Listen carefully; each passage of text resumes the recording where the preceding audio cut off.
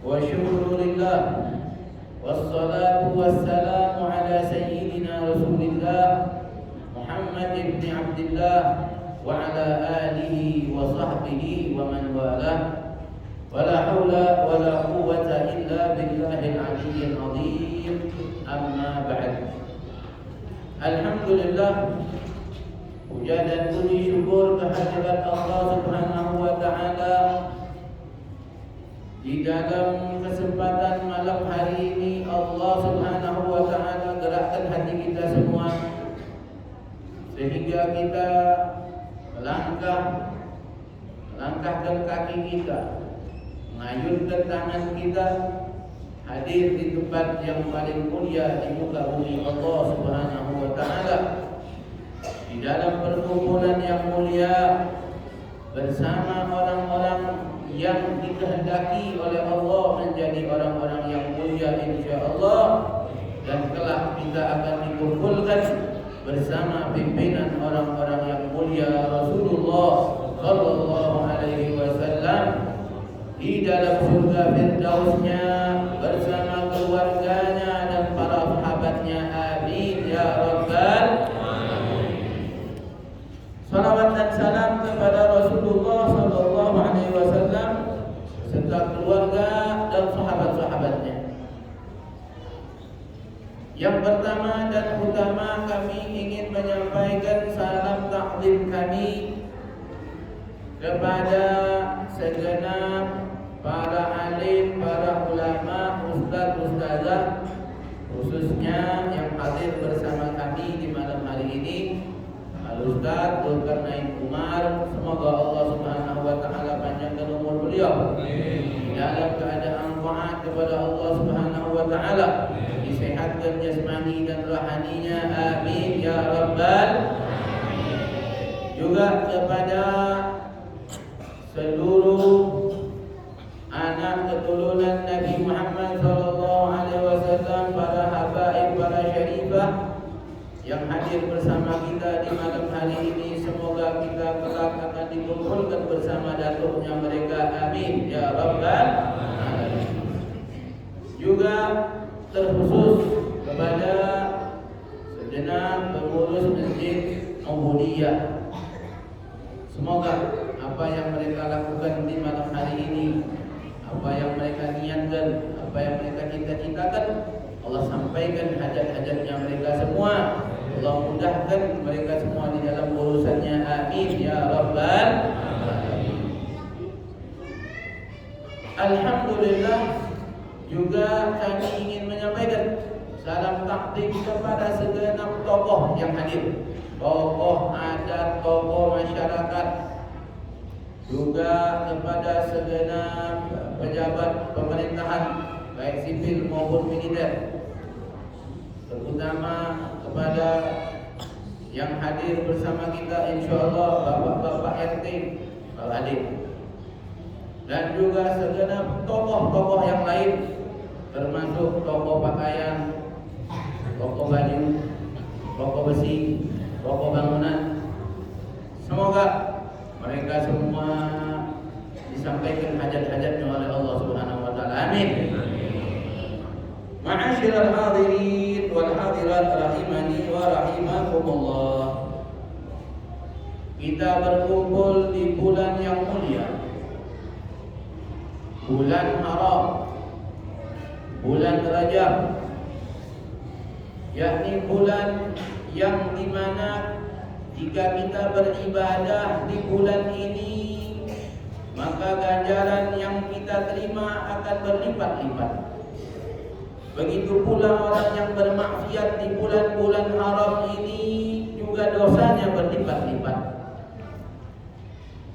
Dikatakan bahwasannya satu hari di dalam bulan haram, yakni termasuk bulan Rajab ini, satu harinya sama seperti 30 hari di luar bulan haram. Satu hari di bulan haram itu berbanding 30 hari di luar bulan haram. Sedangkan satu hari di dalam bulan Ramadan yang insya Allah ya kurang dari 2 bulan lagi kita akan sampai insyaallah ke dalam bulan Ramadan. Kita minta kepada Allah, Allahumma barik lana fi Rajab wa Sya'ban wa ballighna Ramadan. Ya Allah, berikan keberkahan kepada kami di dalam bulan Rajab dan bulan Sya'ban, dan sampaikan kami ya Allah ke dalam bulan Ramadan. Wa inna 'ala siyam wal qiyam wa qiraatil Quran, dan bantulah kami ya Allah di dalam bulan Ramadan itu ya Allah, agar kami dapat berpuasa, agar kami dapat mendirikan malam-malamnya, menghidupkan malam-malam di bulan Ramadan, dan agar kami dimudahkan ya Allah lisan kami untuk membaca Al-Quran. Amin ya Rabbal. Satu hari di dalam bulan Ramadan dikatakan berbanding 30 hari di dalam bulan haram. Satu hari di bulan Ramadan perbandingannya seperti 30 hari di dalam bulan-bulan haram. Ma'asyiral hadirin, sehingga di dalam bulan Rajab ini, sebagaimana Allah di dalam Al-Quran mengkhususkan, jadi bukan kita yang mengkhususkan bulan Rajab, tapi Allah yang mengkhususkan. Allah di dalam Al-Quran mengingatkan kepada kita, inna iddatash shuhur indallahi 12 syahran fi kitabillah yawma khalaqas samawati wal ardh minha arba'atun hurum. Allah Subhanahu wa taala menyatakan bahwasannya hitungan bulan-bulan iddatash shuhur indallah di sisi Allah Subhanahu wa taala 12, ada 12 bulan. Dan di dalam 12 bulan ini ada yang namanya bulan-bulan haram. Minha arba'atul hurum, ada 4 bulan haram. Dalam Quran tidak disebutkan bulan apa saja. Allah tak sebutkan apa itu bulan haram, tak ada. Tetapi Nabi SAW di dalam hadis yang diriwayatkan oleh Imam Bukhari dan juga diriwayatkan oleh imam-imam hadis yang lain, Nabi menyatakan bahwasannya as-sanah 12 syuhur. Di dalam 1 tahun, kata Nabi SAW, ada 12 bulan. Minha arba'atul hurum, dan di dalamnya ada 4 bulan haram, yang 3 bulan kata Nabi berturut-turut mutawalliyat, Dzulqa'dah, Dzulhijjah, Muharram. Dzulqa'dah, Dzulhijjah, Muharram. Bu, ingat bu, berapa bulan haram bu? Apa tadi? Dzulqa'dah, Dzulhijjah, Muharram. Dan kata Nabi yang satu sendirian, bulan apa? Yakni Rajab al-Afam. Bulan Rajab al-Afam ay tuli, ay maknanya di dalam bulan Rajab ini tidak terdengar peperangan, tidak terdengar bunyi senjata. Jadi orang jahiliyah nih dulu kalau masuk bulan haram gencatan senjata.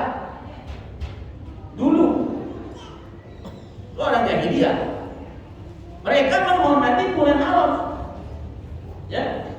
Bahkan dikatakan orang jahiliyah dulu kalau masuk bulan haram musuh jadi kawan, ngopi bareng, ya. Kalau masuk bulan haram ngopi bareng Pak. Tapi kalau keluar bulan haram ngabur pedang lagi, perang lagi.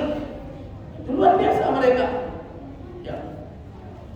Jadi mereka saja orang-orang yang katanya jahiliyah itu memuliakan bulan-bulan haram.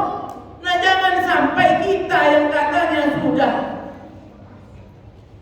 di zaman yang terang benderang ini, ya, yang dakwah sudah sampai kepada kita lebih jahil dari orang jahiliyah. Jangan sampai. Sehingga kita mengatakan tidak ada bedanya bulan haram dengan bulan lain. Nah, ini orang jahil. Ya, yang ngomong begini orang jahil. Jadi bahkan lebih jahil dari orang jahiliyah. Orang jahiliyah saja memuliakan bulan haram. Alhamdulillah, ya alhamdulillah kita ini dituntun oleh para ulama kita selama bulan-bulan haram ini kita diajak untuk memperbanyak ibadah. Apa saja? Ya, mau puasa, mau sedekah, mau sholat, mau baca Quran, terserah. Dikatakan bahwasanya Allah membukakan pintu-pintu ibadah kepada hambanya ini berbeda-beda. Ada yang dia ini lebih demen baca Quran, lebih banyak baca Qurannya. Ada yang lebih banyak zikirnya. Ya selain tentu ibadah yang wajib. Kalau berzikir tapi tak sholat sama aja bohong. Ya, zikiran terus tapi tak sholat. Kalau majelis zikir datang tapi sholat enggak, ini sama dengan orang pakai baju tapi tak pakai celana. Ya, kira-kira gila apa enggak kalau orang pakai baju tak pakai celana kira-kira? Ya orang gila. Ya. Maka ada orang yang Allah bukakan lebih demen sedekah. Oh, sedekah. Ada yang demen bantu orang. Ada yang demen puasa terus, puasa Senin Kamis, puasa Ayyamul Bid, puasa. Oh, kalau bulan haram apalagi dia berbanyak puasa. Ada yang namanya sholat sunnah, berbanyak sholat sunnah. Ya, sholat duha itu komplit. Ya, 12 rakaat itu paling komplit, itu paket paling komplit. Ya, paling tidak 8 rakaat itu. Witir 11 rakaat itu udah paket paling komplit. Paket hemat 1 rakaat. Itu paket hemat. Witir, Pak. Ini bagi Nabi wajib witir, ini bagi kita sunnah. No, kita kalau Ramadan witiran terus, tapi lepas Ramadan lewat witir. Ya, lewat. Nah, maka mumpung ini sudah bulan Rajab, maka kita ayo giatkan lagi ibadah kita, terutama di bulan haram ini. Al-Quran mulai berbanyak baca, sholat sunnah mulai ditambahi. Supaya apa? Supaya nanti di bulan Sya'ban makin semangat lagi. Masuk bulan Ramadan lebih semangat lagi. Itulah yang dimaksud oleh para ulama yang menyatakan bahwasannya Rajab itu bulan menanam benih, Sya'ban bulan menyiram benih, Ramadan bulan memanen. Maksudnya apa?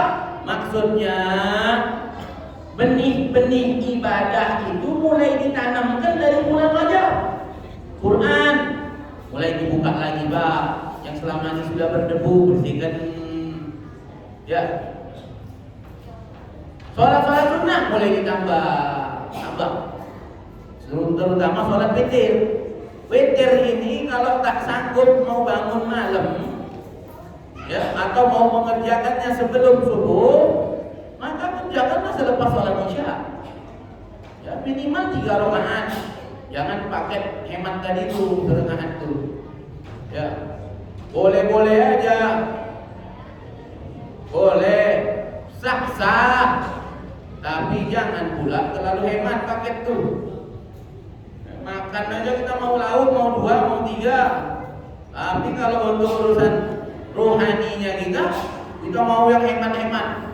Bahkan nanti kalau sholat tarawih itu, perhatikanlah, sholat tarawih itu masjid mana yang paling ramai? Coba, yang mana yang paling ramai biasanya sholat tarawih? Yang 8 rakaat. Iya, ya. Yang paling ramai itu yang 8 rakaat. Apalagi 8 rakaat, surah yang dibaca itu Al-Ikhlas sama Inna A'thaina. Wah, itu lebih ramai lagi biasanya. Ya. Adapun 3 rakaat plus witir itu, itu biasanya sepi. Nah ini justru menyedihkan. Kenapa? Karena seharusnya kita ini di dalam bulan Ramadan memperbanyak ibadah, bukan menyedikitkan ibadah. Harusnya kalau ada orang sholat tarawih 60 rakaat, kita sholat di sini dulu. Cari yang paling banyak, jangan cari yang paling dikit. Ya. Kalau urusan dunia kita mau yang banyak, ya kan? Duit mau banyak apa dikit duit? Banyak. Mau banyak duit apa dikit duit? Banyak apa dikit? Banyak. Rumah mau banyak apa dikit rumah? Mau banyak, mau besar. Ya. Mobil mau yang mahal, mau yang bagus. Tapi kalau urusan rohnya kita, urusan ibadah, nyari paket hemat. Bu.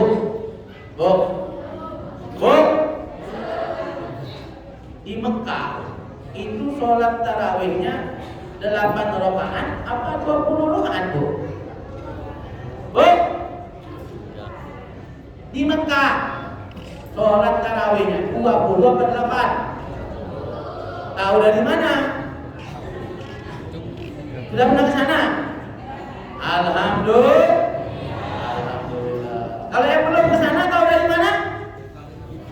Lihat TV. Tapi siarannya malam itu. Sholat tarawih di sana itu siarannya malam. Kita selisih sama sana itu 4 jam. 4 jam. Berarti kalau kita di sini ya isyanya jam 8, di sana itu isyanya jam 12. Jam 12 ibu-ibu lagi buat petang biasanya. Ya, Pulau Sumatera, Pulau Bali. Di mana? Di pantai Kapuk. Tidur. Yang ada itu kita jam segitu itu biasanya 20 belum witir. Yang malam 1 juz yang dibaca. Alhamdulillah di Indonesia ada Bu yang begitu. Di Masjid An-Nur kalau tak salah ya. Saudara kejauhan di sana mungkin kalau mau ke Arab udah ke An-Nur. Ya. Jauh Bim, An-Nur. Sudah di sini aja. Di sini berapa? Pakai hemat. Pakai hemat. Tingkatkan. Ya.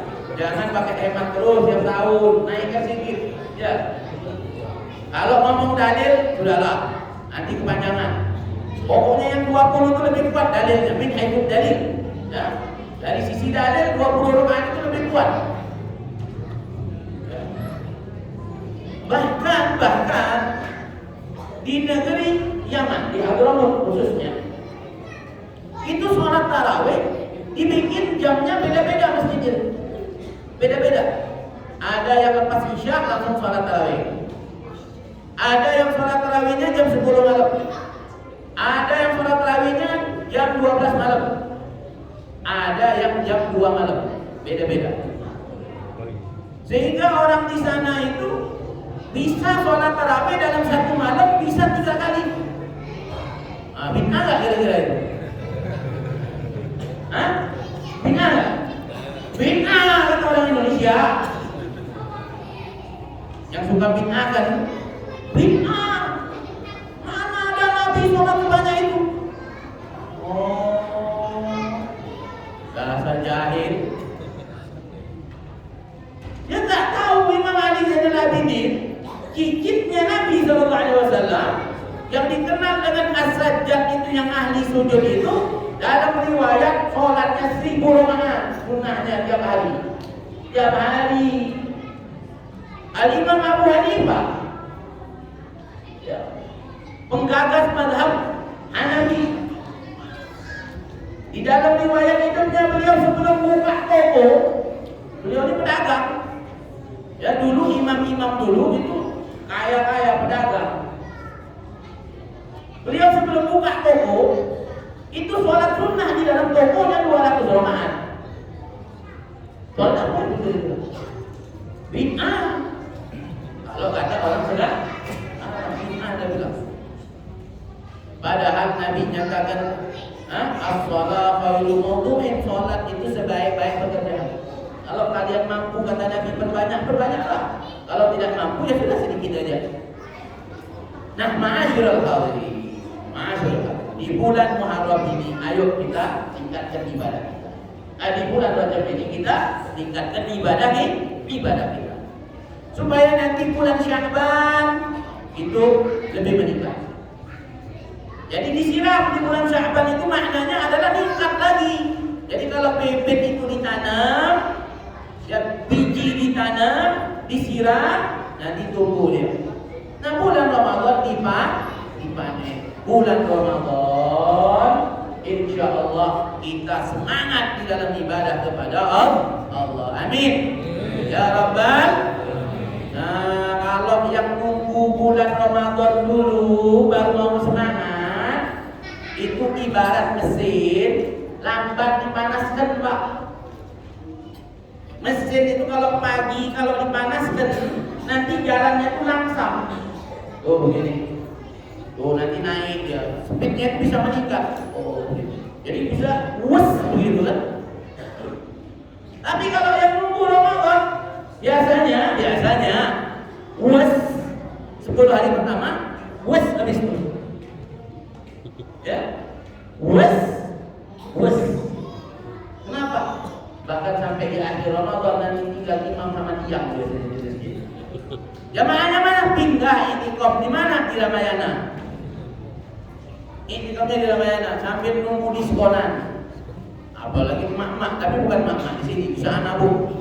Mak-mak yang di sana itu. Itu kalau di awal Ramadan tiap tahun pengurus masjid pusing. Mikirkan masjid tak muat. Kapan? Malam pertama bulan Ramadan. Padahal sebetulnya tak perlu pihak masjid memperbesar masjid tiap tahun, tak perlu. Sewakan aja tenda. Yakin itu seminggu pertama aja. Pekan kedua udah mulai separuh hilang. Pekan ketiga separuhnya dari yang separuh. Pekan keempat tinggal 1 jam. Di beberapa tempat malah tinggal imam sama muadzin. Tambah lagi imam lambat pula, jadi imamnya baca Fatihahnya lama, maklum udah tua imamnya. Ya, tak semangat makmumnya. Tambah sepi lagi. Tapi kalau orang yang mesinnya sudah panas, itu tetap dia aktif dia di masjid. Makin belakang, makin dia semangat. Kenapa? Karena di 10 hari yang terakhir di bulan Ramadan itu Allah janjikan banyak anugerah di situ. Banyak karunia Allah berikan. Bukan justru kita menghilang, sibuk beli baju anak, sibuk mau beli bikin kue lebaran. Ini jangan sampai terulang lagi tahun ini. Ya, Bu, tahun ini jangan terulang. Mau beli baju lebaran, belilah sepekan sebelum masuk Ramadan. Belilah. Ya, sepekan sebelum masuk Ramadan. Supaya nanti Ramadan kita tak payah ke mall. Ya. Ini sengaja memang mau ke mall itu di bulan Ramadan pula. Sekalian DJS katanya, cuci mata. Nah ini hendaknya kita tahun ini kita hindari ya, supaya ibadah Ramadan kita lebih berkualitas. Baik. Ini belum masuk kajian Isra Mi'raj ini. Ini belum masuk kajian Isra Mi'raj. Belum, ini kita temanya malam ini Isra Mi'raj. Di bulan haram Allah mengkhususkan daripada bulan-bulan haram. Terlebih di bulan Rajab ini. Ya, di mana ulama bersepakat, sebagian besarnya ulama sepakat bahwasannya peristiwa Isra dan Mi'raj ini terjadinya di bulan Rajab. Walaupun ada ulama yang mengatakan ini Isra Mi'raj terjadinya bulan Ramadan, ada yang mengatakan di bulan yang lain. Ya. Tapi mayoritas ulama kebanyakan berpendapat Isra dan Mi'rajnya Nabi Sallallahu Alaihi Wasallam itu terjadi pada bulan Rajab. Alhamdulillah. Maka tadi diperingatilah, dikenang ya, oleh kita, diceritakan ulang. Kira-kira bid'ah apa nggak menceritakan ulang? Ini bid'ah nggak? Menceritakan ulang akan peristiwa yang dialami oleh Nabi Muhammad di bid'ah apa nggak kira-kira? Tapi ada yang bilang bid'ah. Kira-kira yang bilang bid'ah ini benar apa? Salah kira-kira? Benar apa salah yang bilang bid'ah tuh? Salah. Kenapa salah? Masa kita tak boleh cerita tentang Nabi kita? Masa kita tak boleh menceritakan ulang satu kejadian yang luar biasa bahkan ini menjadi bagian daripada salah satu mukjizatnya Nabi Muhammad Sallallahu Alaihi Wasallam. Menceritakan mukjizat Nabi dianjurkan. Supaya kita tahu ada orang yang katanya tak boleh memperingati ini, tak boleh menceritakan itu, tak boleh. Tapi dia ceritakan di masjidnya dia cerita peristiwa Sulaiman dan burung bunbun. Sulaiman dan burung bunbun dia ceritakan di masjid dia. Dia bikin tabligh akbar di masjidnya dia. Kira-kira lebih mulia Nabi Sulaiman apa Nabi Muhammad kira-kira? Lebih mulia mana? Kita tak boleh banding-bandingkan Nabi. Siapa bilang? Tidak boleh? Hah? Tapi ada ayatnya, Bim. La nufarriqu baina ahadin min rusuli. Kita tak boleh membeda-bedakan di antara rasul-rasulnya Allah. Ini makanya kalau baca Quran, coba dibaca tafsirnya. Bagaimana pendapat ulama soal ayat ini? Yang dimaksud dengan la nufarriqu baina rusuli ini tidak membedakan di antara rasul-rasulnya ini. Mungkin ayatnya sering kita baca kan ya. Amanar rasulu bima unzila ilaihi min rabbih wal mu'minun kullun amana billahi wa malaikatihi wa kutubihi wa rusulihi la nufarriqu baina ahadin min rusulihi wa qalu sami'na wa ata'na ghufranaka rabbana wa ilaikal masir. Yang dimaksud tidak membeda-bedakan ini adalah mengimani yang satu dan tidak mengimani yang lain. Adapun kita mengimani bahwa Allah mengutus 25 nabi dan rasul yang wajib kita ketahui dan wajib kita imani.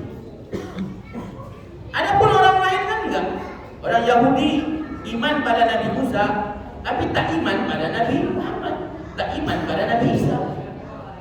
Orang Nasrani iman pada Nabi Isa, tapi tak iman kepada Nabi Musa, tak iman kepada Nabi Muhammad. Adapun kita beriman kepada Nabi Muhammad dan kita mengimani akan adanya nabi-nabi sebelum Nabi Muhammad. Allahumma shalli wa sallim wa barik. Akan tetapi dari sisi kemuliaan, ma'asyiral hadirin, sudahlah jelas. Faddalallahu ba'duhum ba'd. Allah mengutamakan, melebihkan yang satu atas yang lainnya. Hajar Aswad hitam, tapi diciumin orang sedunia. Apa batu yang lain protes pada Hajar Aswad? Batu bacan protes, Aswad hitam. Aku tak pernah diciumin sama orang. Kata batu bacan, tak ada proses. Kenapa? Karena memang Allah menginginkan itu. Dan Allah sudah melebihkan Nabi SAW atas nabi-nabi yang lain.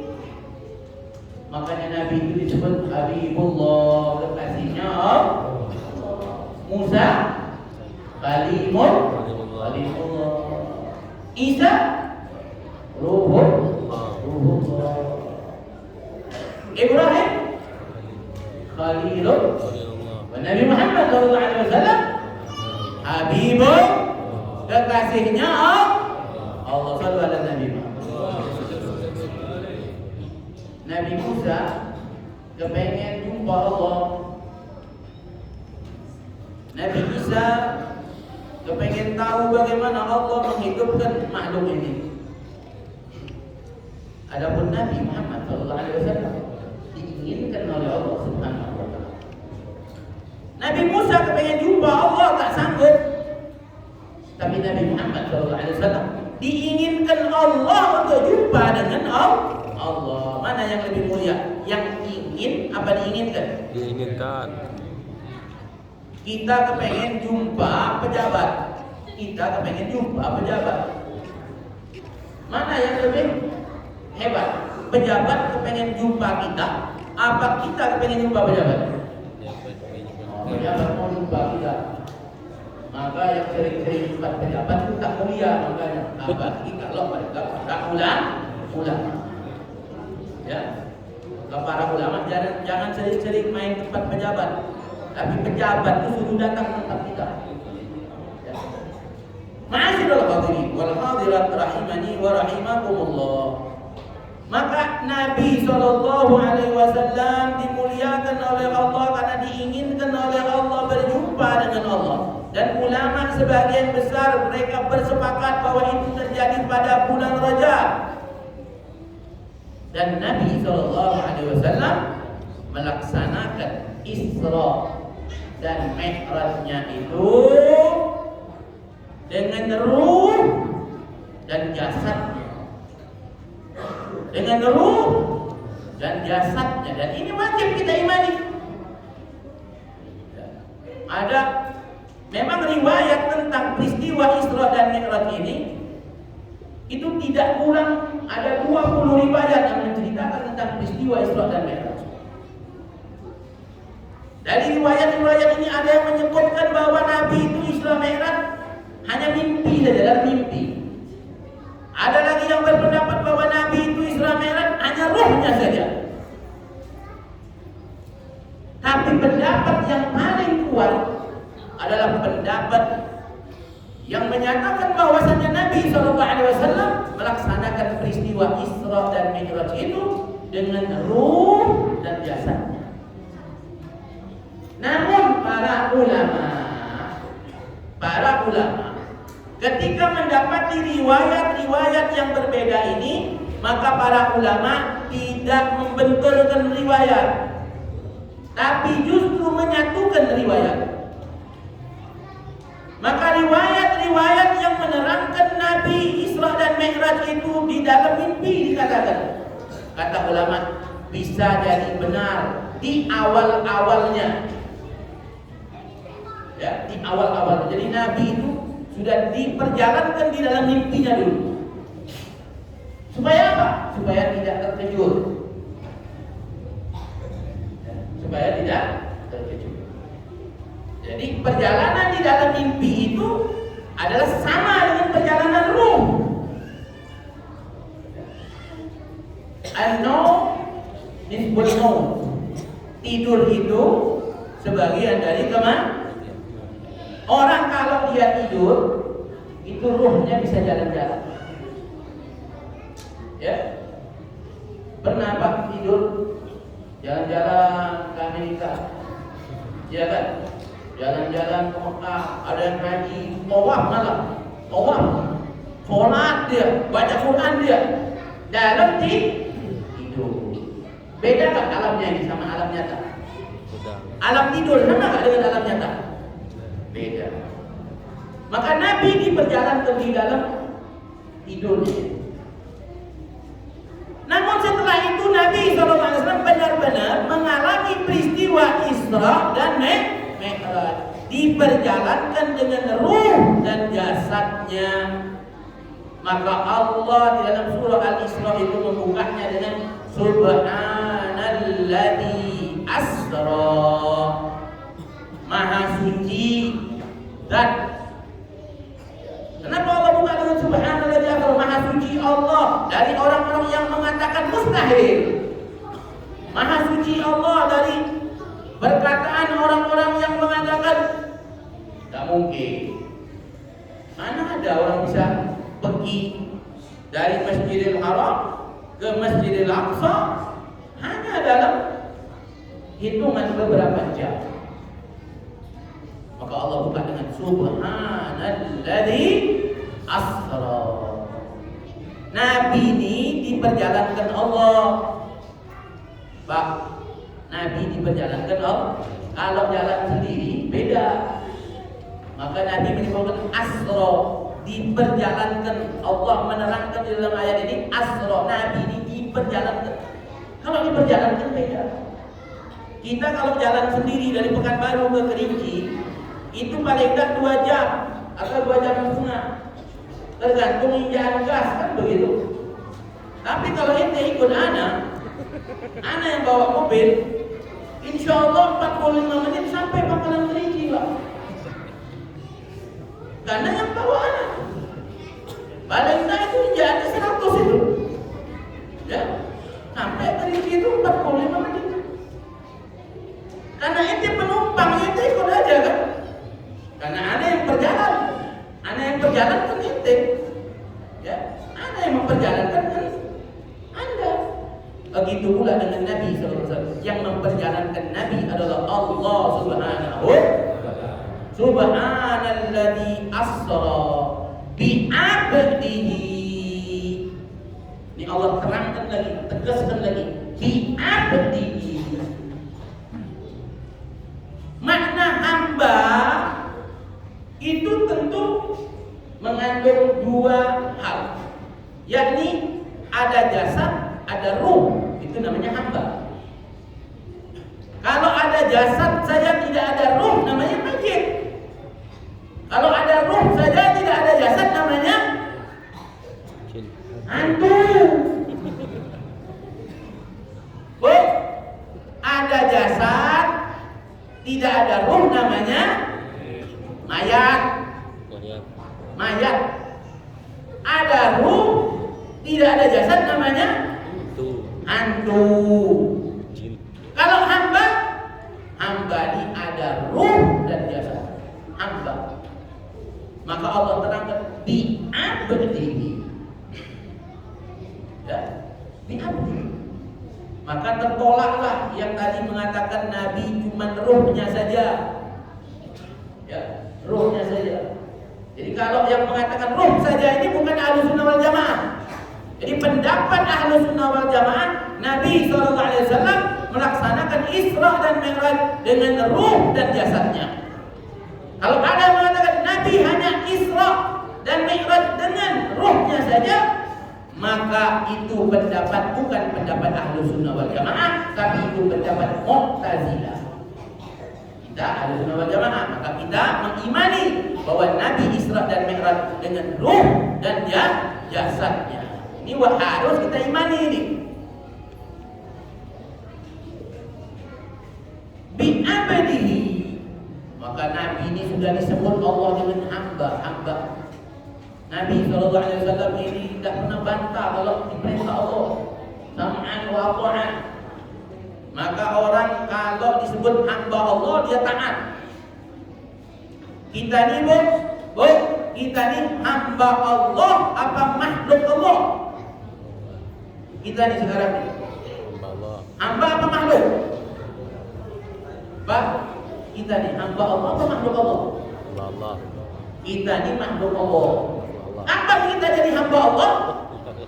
Kalau kita patuh dengan Allah, melaksanakan perintah Allah, menjauhi larangan Allah, baru disebut hamba Allah.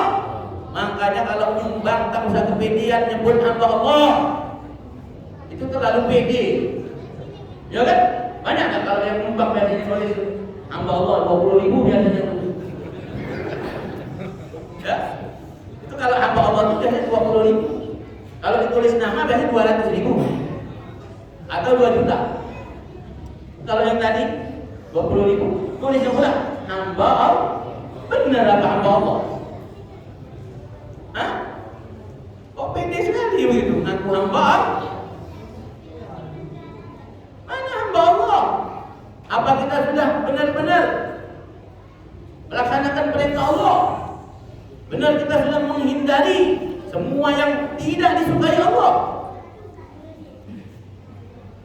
maka balikkan itu kepada diri kita. Tapi Nabi SAW sudah Allah hitung dengan bi'abdihi, hamba Allah, lailan. Kapan diperjalankannya? Di waktu malam. Ini kita belum menceritakan tentang latar belakangnya Nabi Isra Mi'raj yang nanti. Waktu malam. Pertanyaannya adalah, kenapa Isra dan Mi'raj itu, Bu, mesti waktu malam, Bu? Bu, yang tahu 100.000. Ayo, kenapa Isra Mi'raj itu dilaksanakan di waktu malam? Kenapa nggak siang aja? Sehingga orang-orang kafir itu melihat Nabi naik burung terbang juga. Ya kan? Kira-kira pernah berpikir nggak? Kenapa lah Isra Mi'raj di malam? Pernah nggak mikir? Baru malam ini nggak mikir. Senang aja orang mikir kita kan? Iya. Kenapa kira-kira? Bu, kenapa Isra Mi'raj ini Nabi diperjalankan ini lailan? Nggak pakai alif lam, kata ulama nggak pakai alif lam ini cuma sepersekian malam, beberapa jam dari malam, dari waktu malam. Kalau dia pakai alif lam berarti satu malam penuh. Subhanalladzi asra bi'abdihi lailan, nggak pakai alif lam. Kalau al-laila berarti itu satu malam penuh. Ini hanya sepersekian malam. Kenapa harus di waktu malam? Ayo, tunjuk tangan, Bu, Bu. Pak, kenapa mesti waktu malam? Ayo, lumayan ini. Bisa beli bakso? Hah? Wah, ada jawab nih. Tentu ada yang tahu jawabannya. Pak tak mau ngabiskan duit anak aja. Bela kasihan Habib tuh lagi bangun masjid, butuh duit. Masa suruh keluar duit pula? Iya Pak, kami ini lagi bangun masjid, ditanya nih. Butuh biaya banyak lagi memang. Tapi tak pula kami harus jadi orang pelit, benar nggak? Benar. Ya. Jadi balik bandar ini. Ya, serius? Ya. Kenapa tidak di waktu siang? Ma'asyiral hadirin, ma'asyiral hadirin, ma'asyiral hadirin. Ini perhatikan. Orang-orang kafir di saat itu, bahkan sebelum Nabi SAW, coba perhatikan bagaimana mereka mengingkari akan Nabi Musa, umat Nabi Musa. Ini kata Nabi Musa, walaupun mereka sudah menyaksikan bagaimana mukjizat Nabi Musa, tongkatnya berubah dari ular, bahkan laut dibelah. Bagaimana Nabi Ibrahim ketika dilempar di dalam api, bukan justru ke kanan tetapi justru ke kita. Bagaimana Nabi Isa menghidupkan orang yang mati. Bahkan Nabi Isa pernah membuat borok dari tanah kemudian dihembus, itu borok dari tanah hidup. Tapi bagaimana? Mereka tetap mengingkari itu semua. Mereka sudah menyaksikan mukjizat Nabi SAW. Mereka melihat itu Nabi kalau berjalan di naungi awan. Mereka menyaksikan itu semua. Mereka menyaksikan bagaimana dari jari-jari Nabi keluar air itu, tahu mereka. Tapi tetap mereka mengingkari itu semua. Bahkan Allah Subhanahu wa ta'ala telah mengkhitab Abu Lahab ketika dia masih hidup. Tabbat yada Abi Lahabin wa tab ma aghna anhu maluhu. Sudah dihitung oleh Allah di dalam Quran, celaka Abu Lahab, dan dia masih hidup. Tapi tetap dia tak mau berubah. Kenapa? Karena Allah zat yang maha mengetahui itu. Allah mengetahui bagaimana keadaan kita, zahir batin kita, luar dalam kita, bahkan yang terlintas di dalam hati kita, Allah maha mengetahui.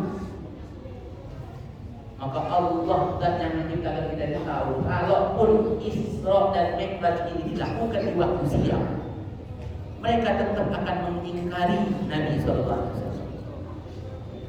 Ketika Nabi membelah bulan, mereka katakan Nabi telah menyihir kita, Muhammad telah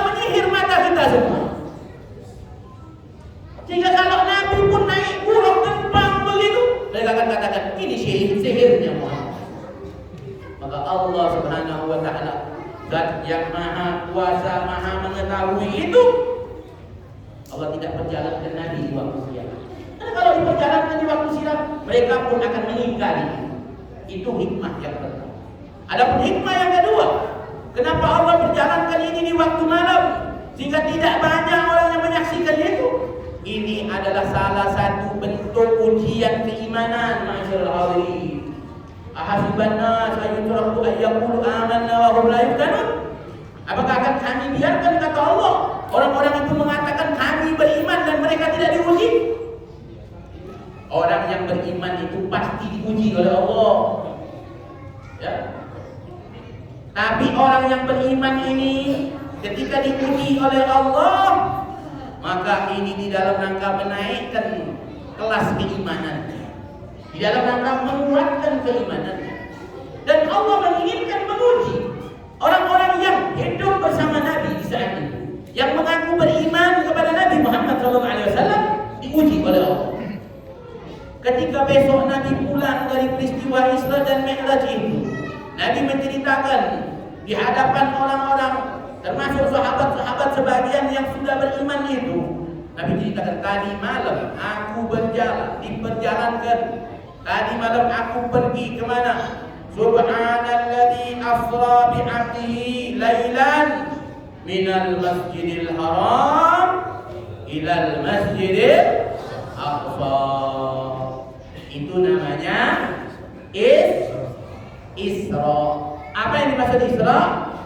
Isra itu adalah perjalanan Nabi Muhammad dari Masjidil Haram ke Masjidil.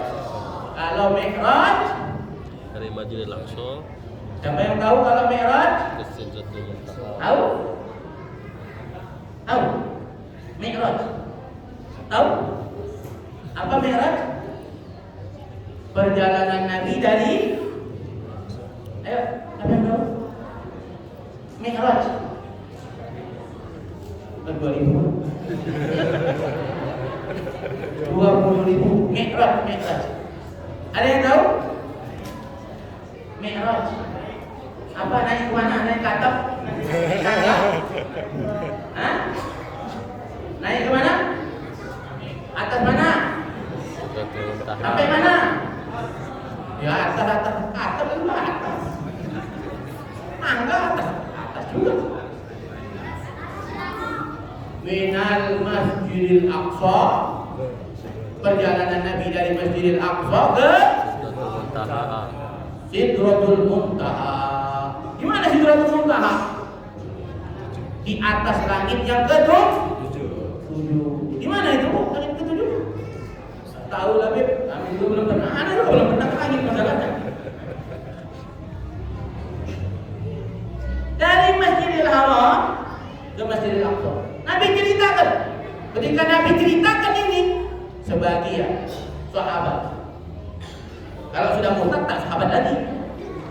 Ya, sahabat itu adalah orang yang hidup di sezaman dengan Nabi dan pernah berjumpa dengan Nabi, walaupun sekali. Atau dia pernah melihat Nabi ketika dia masih kecil. Dia masih kecil, dia pernah lihat Nabi, sahabat Nabi. Ada juga pendapat yang dilihat oleh Nabi, ya, yang pernah dilihat oleh Nabi waktu dia masih kecil, masih bayi, dan sahabat juga itu sebut sahabat. Dan beriman kepada Nabi.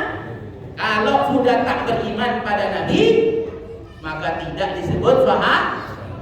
Sama keluarga Nabi, Pak, keluarga Nabi Muhammad. Warga Nabi Muhammad itu adalah orang-orang yang beriman kepada Allah. Ya, Nabi menyatakan alul baiti kullut taqi. Wargaku adalah orang-orang yang bertakwa. Tiap-tiap orang yang bertakwa keluarga Nabi secara umum.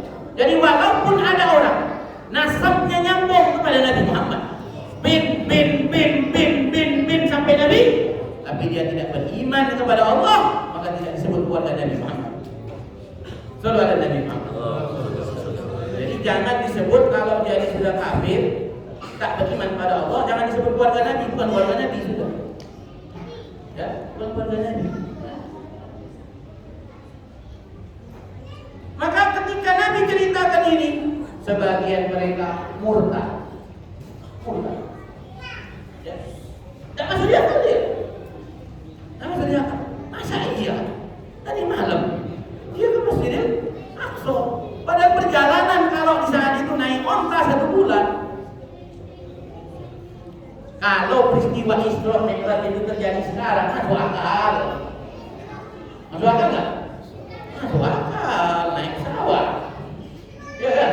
Jakarta, Pekanbaru nih Pak, kalau naik onta sebulan. Tak percaya coba. Tapi tak ada pula onta yang ngangkut hidup di sini. Dapat sepeda ya. Dapat sepeda lebih cepat dari onta. Pernah kan dia onta jalan? Nah, lambat 5 km per jam mungkin itu. Kalau sepeda bisa 15 km per jam sampai 20, bahkan bisa lebih cepat. Itu pun butuh waktu seminggu lebih sampai Jakarta. Nah, maka ketika Nabi ceritakan ini banyak tak masuk akal mereka. Makanya memang ujian keimanan ini diuji oleh Allah ya, dengan hal-hal yang seperti ini.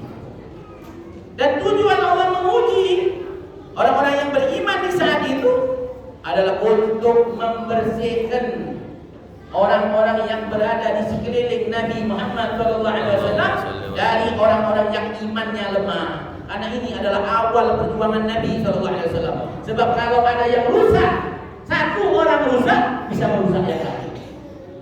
Satu orang keimanan yang tidak kuat bisa mempengaruhi yang lain. Sehingga Allah bersihkan ini orang-orang di sekeliling Nabi, hingga akhirnya tetaplah orang-orang yang memang benar-benar kuat keimanannya yang ada dan mensupport dakwah Rasulullah sallallahu alaihi wasallam. Sallallahu alaihi wasallam. Abu Jahal sibuk Pak. Waktu Nabi cerita ini sibuk dia. Dia melihat ada celah untuk mempengaruhi sahabat-sahabat Nabi yang lain. Dia datang kepada Sayyidina Abu Bakar. Kenapa dia datang kepada Sayyidina Abu Bakar? Karena Sayyidina Abu Bakar adalah orang yang terpandang di saat itu. Kalau dia ngomong, banyak yang mendengar, banyak yang patuh. Maka dia berpikir kalau dia bisa mempengaruhi Sayyidina Abu Bakar, niscaya selesailah dakwah Nabi Muhammad SAW.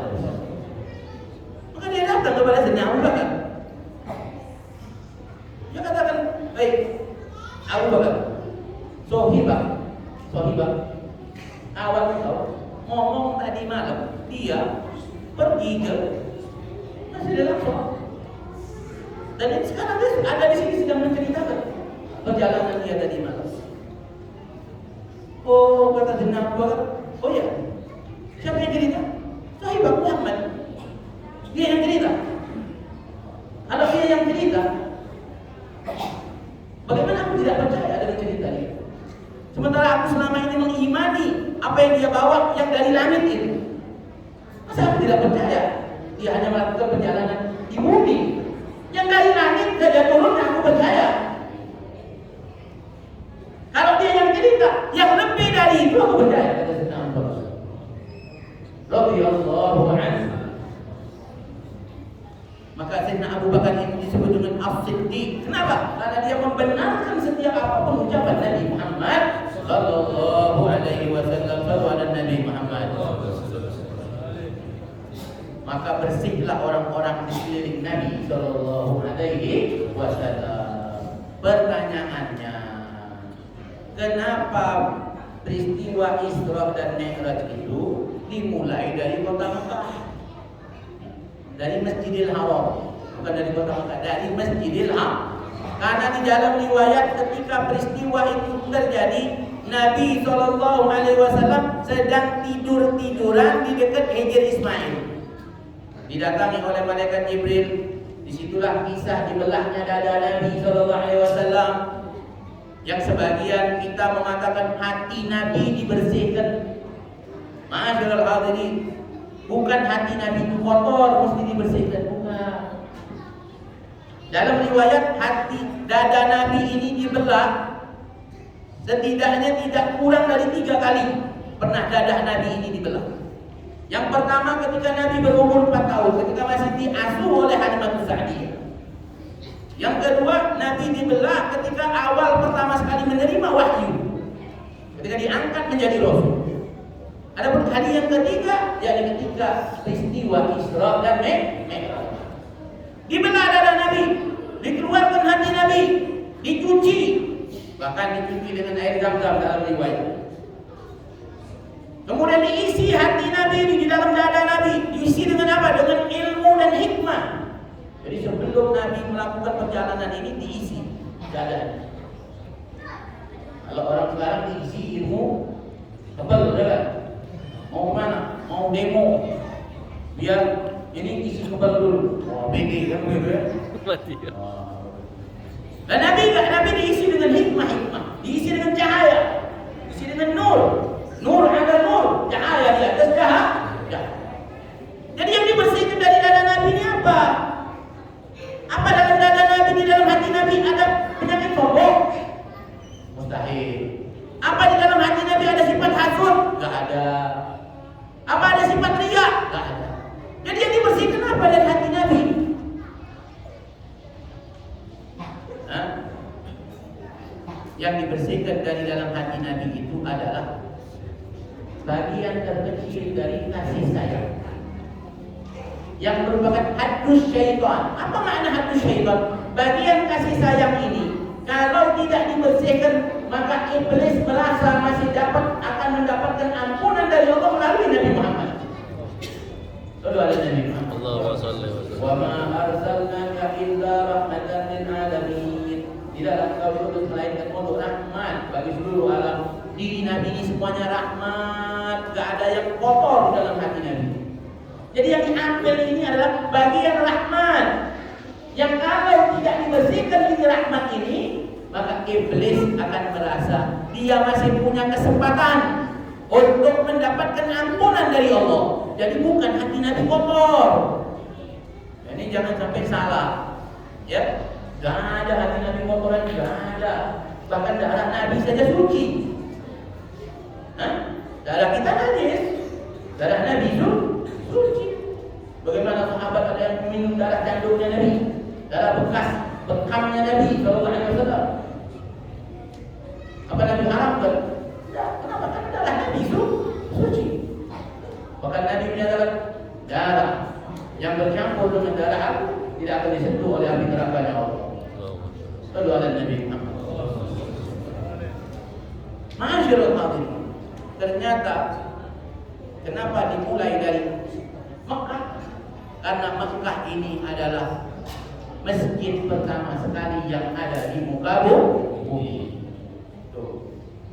Ya, jadi bukan bangunan Ka'bahnya itu, bukan bangunan Ka'bahnya itu, tapi daerahnya, ya wilayahnya. Karena Ka'bah itu baru dibangun di zaman Nabi Ibrahim. Awal baitin, ya, awal pertama sekali rumah yang dibangun oleh Allah, yakni di Bakkahul Mubarak, yakni Bakkah, Makkah, yakni adalah wilayah, satu wilayah. Tiga wilayah itu yang diberkahi. Karena ini adalah awal pertama masjid di muka bumi. Bahkan dikatakan ini tanah, ya, tanah Mekah ini, ya, itu sudah ada Allah tentukan bahkan sebelum Allah turunkan Adam dari surga. Sudah ada. Kemana ke Masjidil Aqsa? Kenapa Masjidil Aqsa? Karena Masjidil Aqsa ini adalah tempat yang paling jauh yang pernah dicapai oleh pedagang Arab di sana. Maka disebut Aqsa karena jauh. Minal Masjidil Haram minal Masjidil Aqsa alladzi barakna haulahu linuriyahu min ayatina. Kenapa Nabi diperjalankan? Untuk Allah menampakkan ayat-ayatnya, tanda-tanda kebesaran Allah. Pertanyaannya, siapa yang bisa jawab? Mampu tidak Allah memperjalankan Nabi ini dalam sekejap sebelum? Mampu kan? Mampu kan? Kenapa harus separuh malam atau beberapa jam? Allah Maha mampu. Kalau Nabi itu pergi langsung balik. arada syai'an ay yaqula lahu kun fayakun. Balik lagi. Pertanyaannya, kenapa harus beberapa jam atau sepersekian malam? Kenapa nggak langsung lebih cepat? Kenapa? Karena tadi linuriyahu min ayatina. Karena Allah ingin menampakkan tanda-tanda kebesaran Allah. Jadi Nabi ini berjalan Pak, memang lihat. Nah, lihat apa yang ada di bawah nih. Sehingga peristiwa Isra dan Mi'raj ini bukan hanya dibuktikan dengan dalil nakli yang berupa ayat ini saja, tetapi juga dibuktikan dengan dalil akal. Maka kalau ngomong tauhid, ngomong iman, itu dengan dalil akal dan juga dalil nakli. Kalau ulama Ahlus Sunnah wal Jamaah, kalau mengajar tentang tauhid, tentang keimanan sifat 20, sifat-sifat Allah, itu selalu menggunakan dalil akal dan dalil nakli, yakni dari Al-Quran dan Sunnah. Tapi ada apa orang yang tak pernah pakai akal, tak mau dia pakai akalnya, masih orisinil akalnya, masih disegel. Jadi kalau ngomong soal bagaimana kajian tentang sifat-sifat Allah, mereka tak pernah pakai dalil akal. Peristiwa Isra dan Mi'raj ini bahkan dibuktikan oleh Nabi dengan dalil akal. Ketika Nabi ditanya oleh para sahabat, mana buktinya? Engkau tadi malam ke Masjidil Aqsa, mana buktinya? Coba ceritakan pada kami bagaimana ciri-ciri Masjidil Aqsa. Ini kira-kira dalil akal apa dalil nakli ini? Akal. Dalil akal dong. Mana buktinya?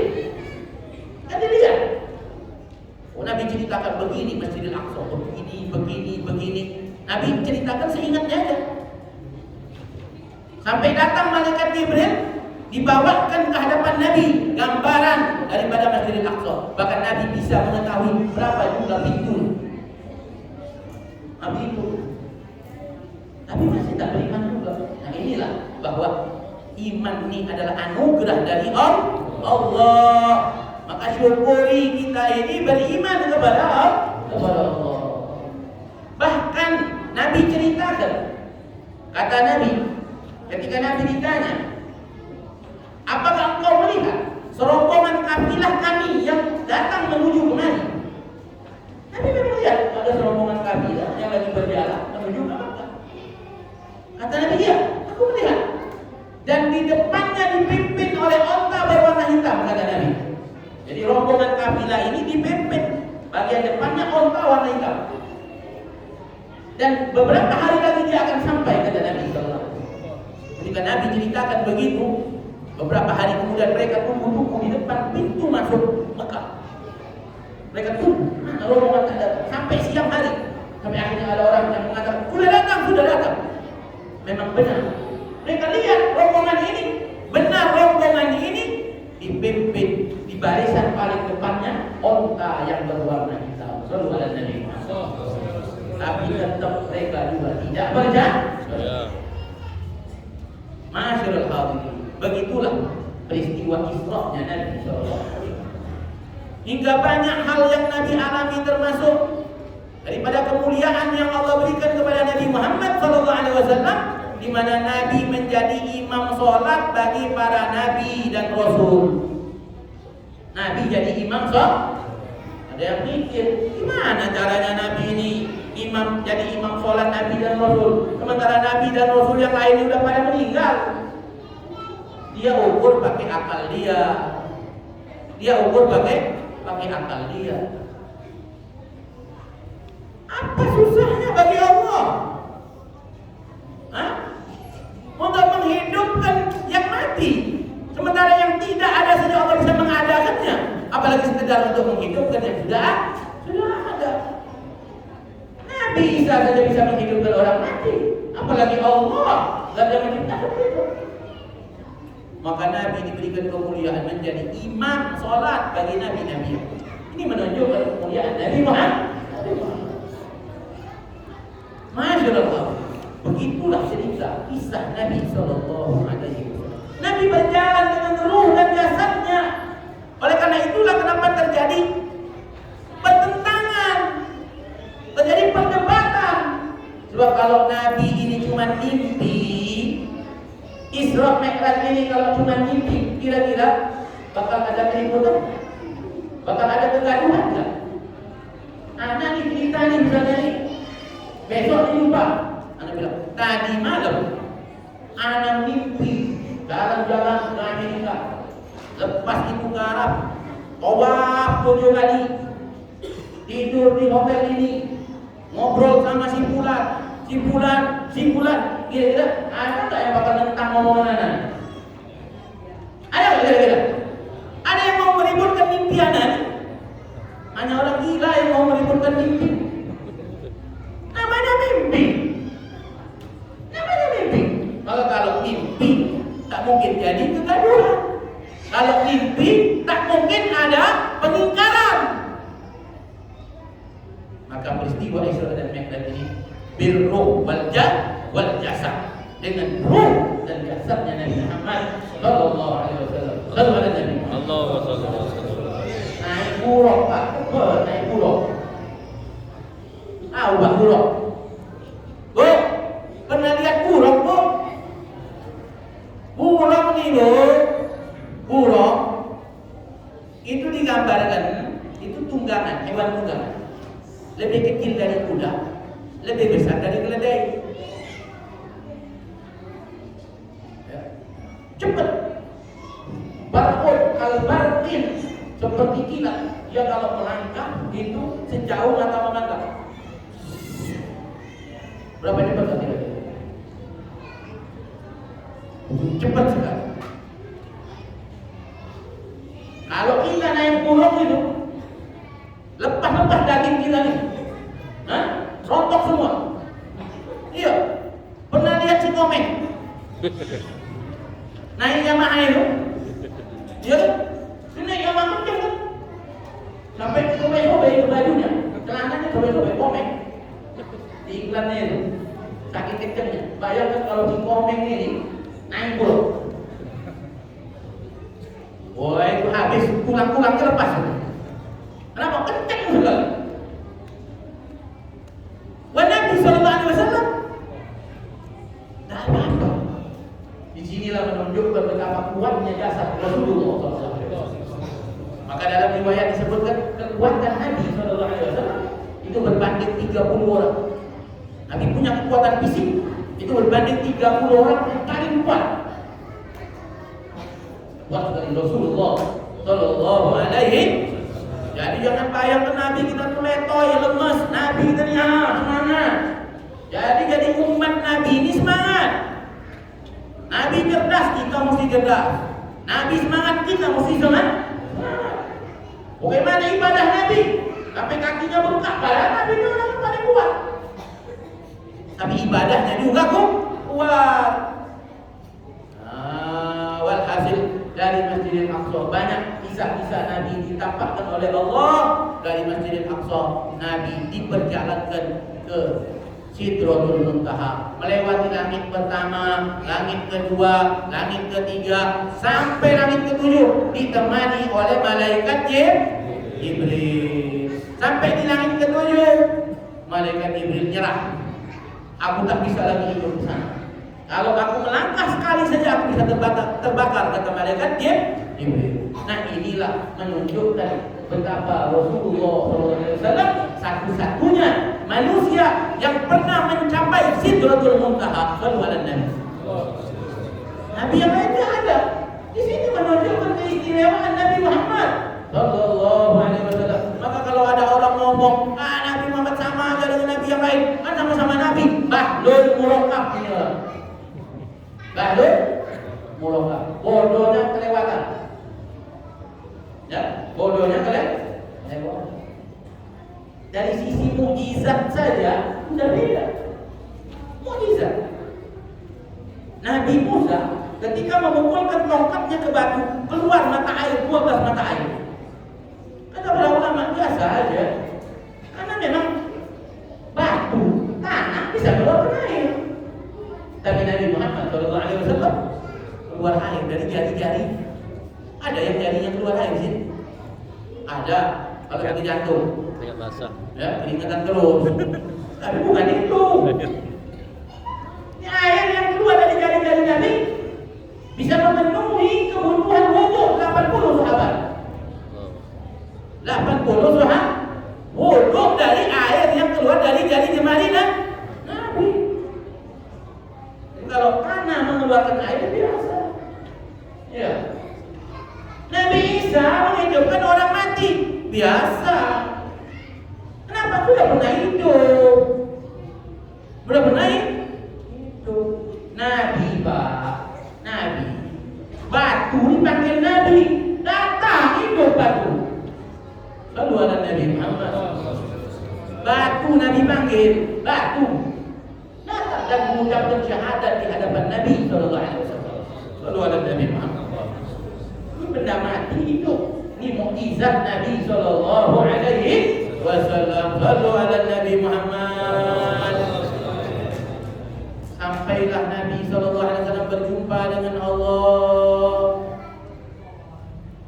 Memandang kepada Allah, melihat kepada Allah. Kita Ahlus Sunnah wal Jamaah beriman bahwa Nabi SAW sudah diberikan nikmat untuk memandang kepada zatnya Allah Subhanahu wa taala di saat Nabi masih hidup. Adapun kita, orang-orang yang beriman, dijanjikan oleh Nabi.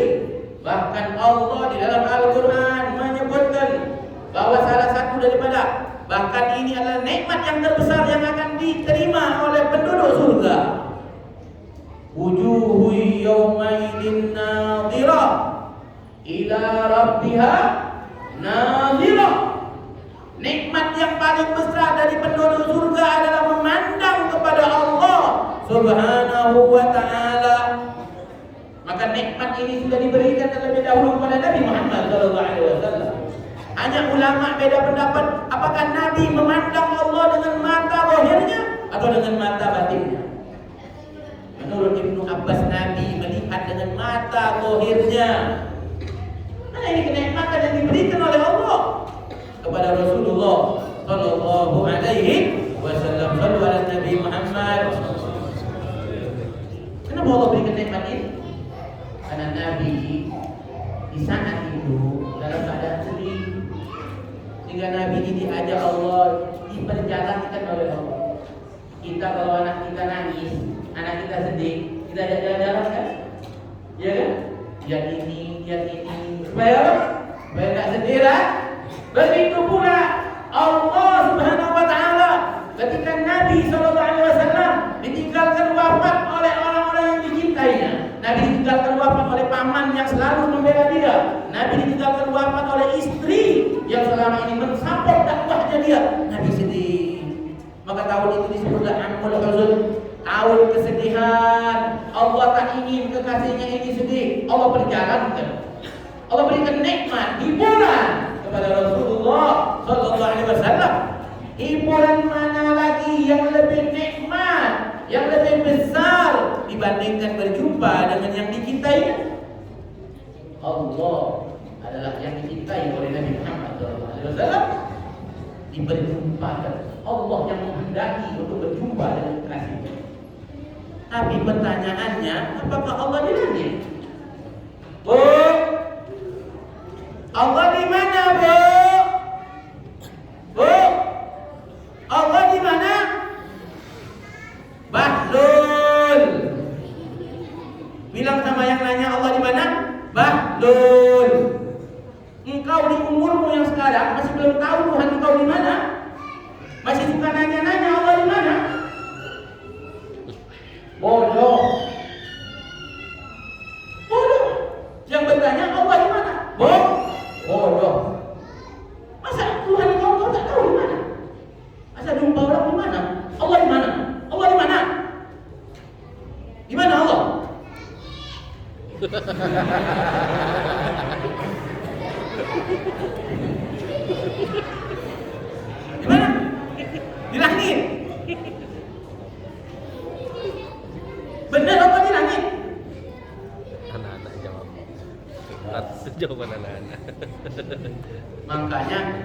Makanya,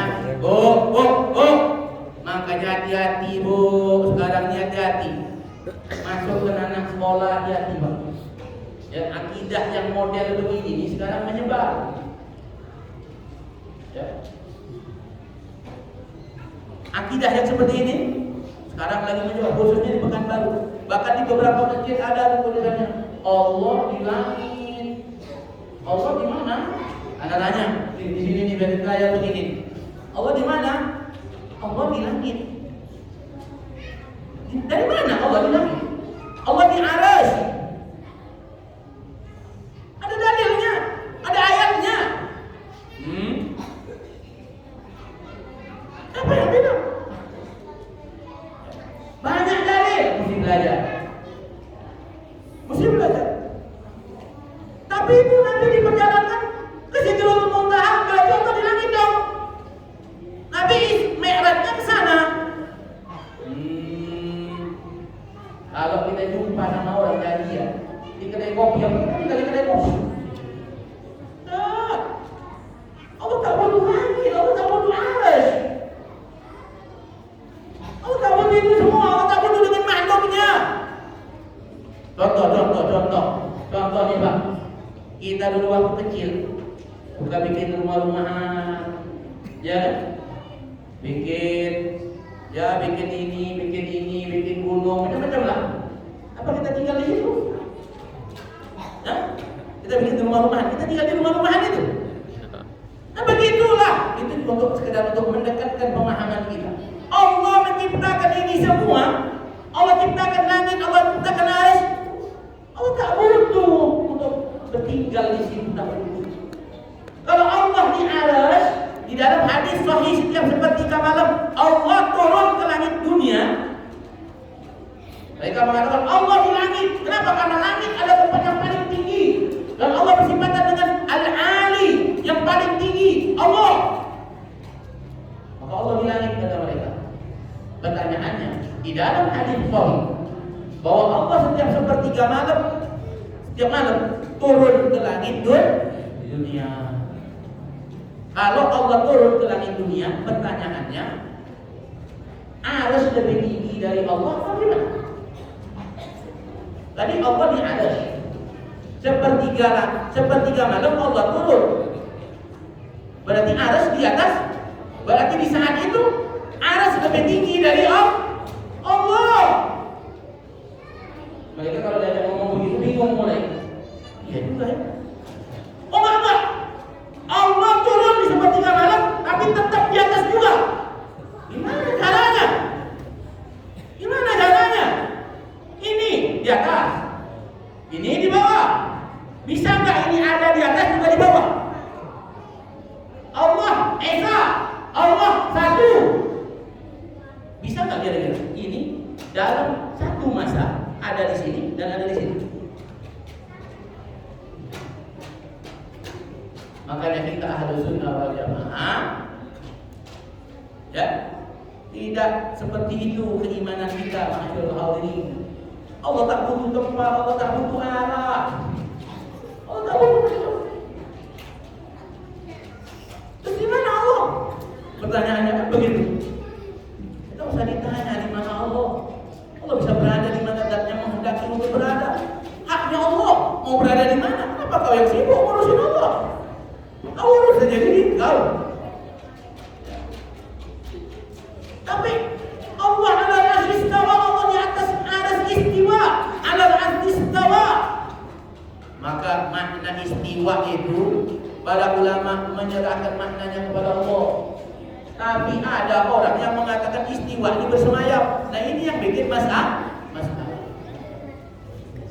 Pertanyaannya, bersemayam makna istiwa ini berdasarkan ilmunya kita, pengetahuan kita, atau pengetahuan Allah?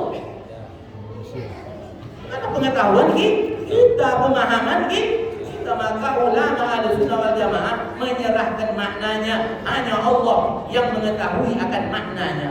Wallahu a'lamu biqurani. Sudah. Ya. Jadi alal arsy istawa, Allah yang tahu maknanya. Innahu huwas sami'ul basir. Ya, di akhir ayat ini sesungguhnya Dia Allah Sami'un Basir, Maha mendengar lagi Maha melihat. Apakah mendengarnya Allah sama seperti mendengarnya kita? Tidak. Apakah mendengarnya Allah sama seperti kita? Tidak. Apa Allah butuh kepada telinga? Tidak. Apa Allah ada telinganya? Kullu ma, segala sesuatu qadara bibalik, yang terlintas di hatinya engkau. Allah begini, Allah begini, Allah begini. Wallahu mukhalifun bidzalik. Allah berbeda dari itu semua. Allah Maha melihat. Apa butuh kepada mata Allah melihat? Tidak. Jadi jangan dibayangkan Allah ini seperti kita. Tapi ada hadisnya. Ada ayat Qur'annya. Yadullah fawqa aydihim. Tangan Allah di atas tangan mereka. Maka mereka kata, Allah, kita beriman Allah ada tangan. Dalam hadis disebutkan hati kita berada di antara jari-jarinya Allah. Dia bayangkan Allah ada jari. Waliyadzubillah. Maka makna-makna daripada ayat-ayat, hadis-hadis yang mutasyabihat ini kita serahkan kepada Allah. Apa makna jari? Hati kita berada di jari-jari Allah. Wallahu ya'lamu bi muradihi. Allah yang tahu maknanya. Ini maksudnya apa? Itu namanya metode tafwid, menyerahkan maknanya kepada Allah. Tak usah dibilang ini ada, berarti kita wajib mengimani Allah punya jari. Tapi jari Allah berbeda dengan jari makhluk. Ini adalah pemahaman, bukan pemahaman Ahlus Sunnah wal Jamaah. Terus bagaimana? Yang dimaksud dengan di antara dua jari itu, para ulama menggunakan metode yang kedua, yakni metode takwil. Ditakwil, maksud di antara dua jari ini, hati kita ini begitu mudahnya untuk dibolak-balikkan oleh Allah Subhanahu wa Ta'ala. Itu makna di antara dua jari, bukan Allah punya jari. Paham dan sampai di sini nih. Ma'asyiral hadirin wal hadirat rahimani wa rahimakumullah.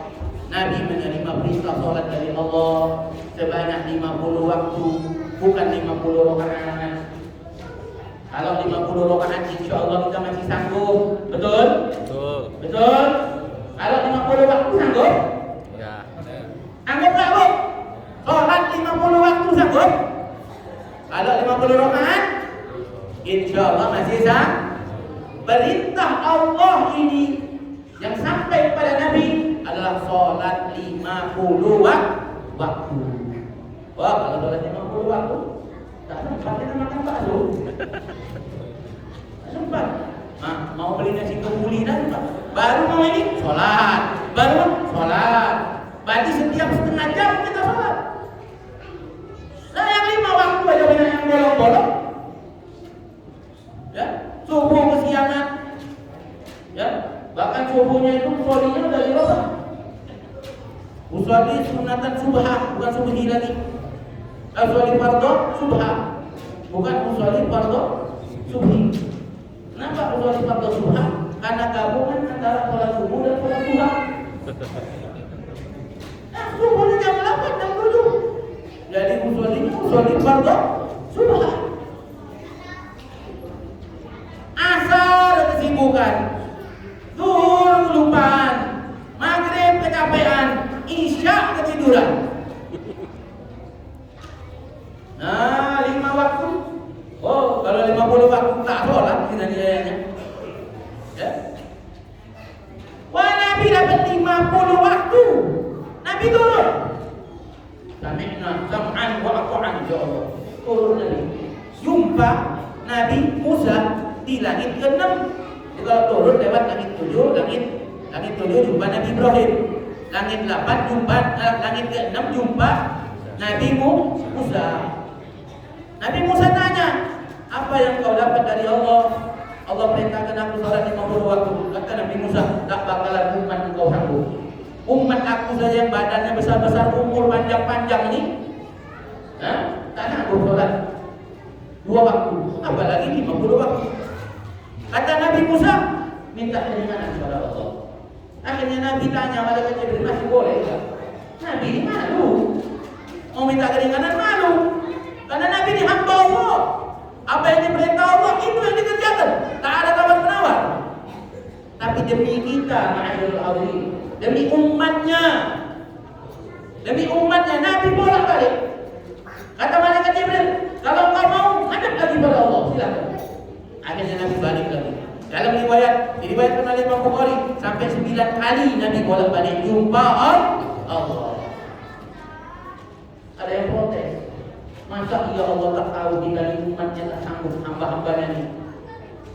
Masa iya Allah dulu Nabi bolak-balik. Kan Allah kan yang maha tahu bahwa kita ini tak bakalan sanggup sholat 50 waktu. Nah, ma'asyiral hadirin, ini riwayat sahih. Maka kita tak boleh tolak. Maka kita perlu berpikir lebih dalam lagi.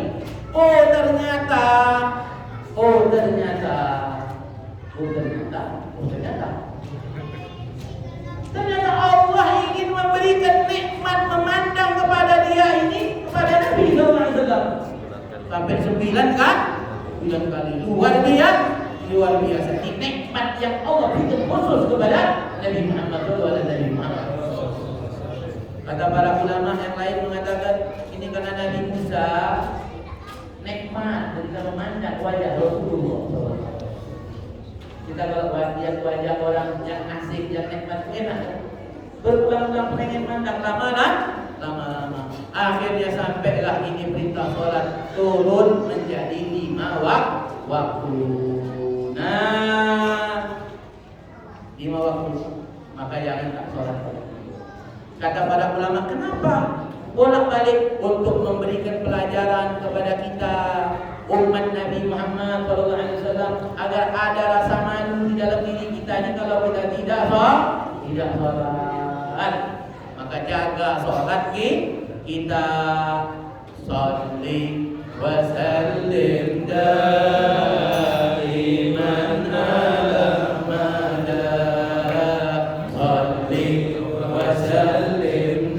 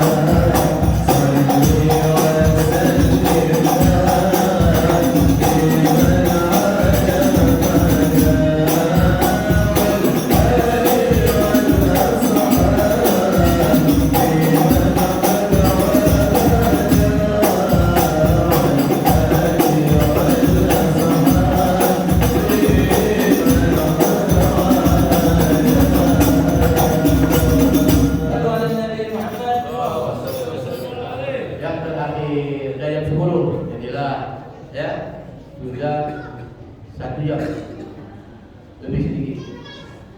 Maka di bulan Rajab ini lebih-lebih ya, maka hendaknya kita perbaiki salat kita, ya, perbaiki kualitas salat kita.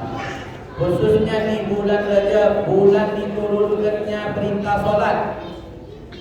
Kalau puasa, kalau zakat, kalau haji, itu semua perintahnya datang dari Allah, tapi bukan datang dijemput oleh Nabi sallallahu alaihi wasallam melalui firman Allah.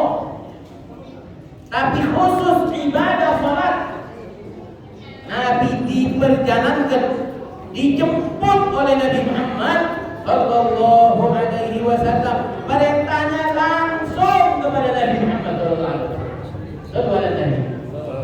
Allah berbicara dengan Nabi Muhammad. Allah bercakap-cakap dengan Nabi Muhammad. Bagaimana kaifiahnya? Wallahu a'lam.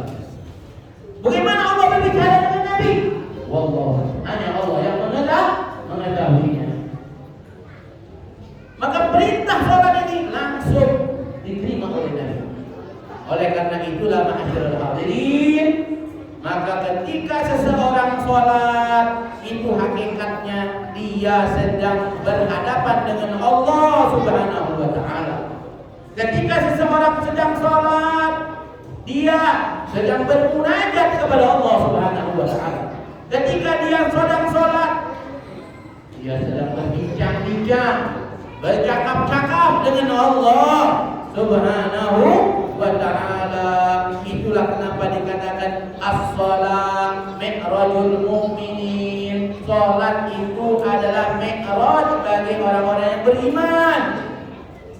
Ketika dia mengucapkan takbiratul ihram, Allahu akbar, yang lain haram. Yang lain haram. Ngomong haram, makan haram, bergerak banyak-banyak haram.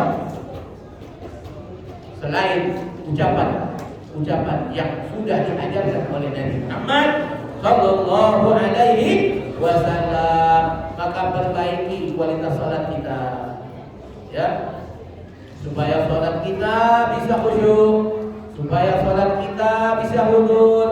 Maka perbaiki juga wudhunya kita, karena al-wudu at-tahur miftahul ibadah. Karena bersuci itu adalah pintu pembuka ibadah, kunci pembuka ibadah, miftahul ibadah. Jadi pintu mesti dibuka, kuncinya. Kuncinya dibuka supaya pintunya terbuka. Maka pintunya adalah wudu. Kalau wudu kita baik, insyaallah salat kita baik. Al-Imam Al-Ghazali di dalam kitab Ihya'nya mengajarkan kepada kita bagaimana supaya sholat kita khusyuk. Di antaranya, hendaknya kita memahami secara ijmalan, mujmalan, secara garis besar daripada kalimat-kalimat yang kita ucapkan itu. Bismillahirrahmanirrahim. Alhamdulillahirabbil alamin. Ar-Rahmanirrahim. Maliki yaumiddin. Apa sih makna-maknanya? Minimal secara garis besar, sehingga hati kita bisa hadir di dalam sholat kita. Ya, berapa banyak sekarang orang sholat hanya jasadnya saja, tapi hatinya di luar sholat. Banyak orang di dalam masjid, tapi hatinya di luar masjid. Banyak orang duduk di majelis taklim, tapi hatinya tak di majelis taklim. Hatinya masih ketinggalan di jalan, masih ketinggalan di rumah, pikirannya masih ketinggalan. Dia akhirnya nggak fokus, nggak khusyuk, nggak hudud. Jasadnya hadir, jasadnya sholat, tapi hatinya tidak sholat. Nah, ini perlu kita perhatikan, ma'asyiral hadirin. Pelan-pelan kita tingkatkan sholat kita di kualitasnya. Semoga ibadah yang kita lakukan, sholat yang kita lakukan ini diterima oleh Allah. Minimal memenuhi syarat-syarat sahnya sholat.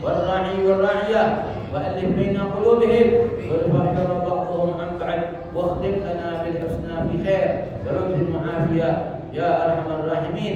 اللهم انصر إخواننا في فلسطين وانصر إخواننا في سوريا وانصر إخواننا في لحية وانصر إخواننا في بوغور وانصر إخواننا في يمن وانصر إخواننا في ترك وانصر إخواننا المستضعفين في كل مكان. اللهم من قتل المسلمين فاقتله. اللهم دمر أعداءك أعداء الدين. اللهم أهلك الكفرة والمشركين. اللهم فرج جمعهم. اللهم ذلل عدهم.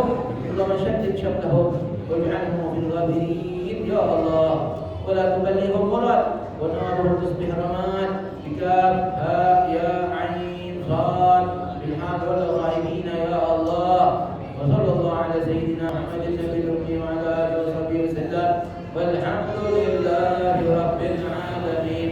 سبحانك اللهم وبحمدك أشهد أن لا إله إلا أنت أستغفرك وأتوب إليك. اللهم صل على سيدنا محمد وأشهد الظالمين بالظالمين.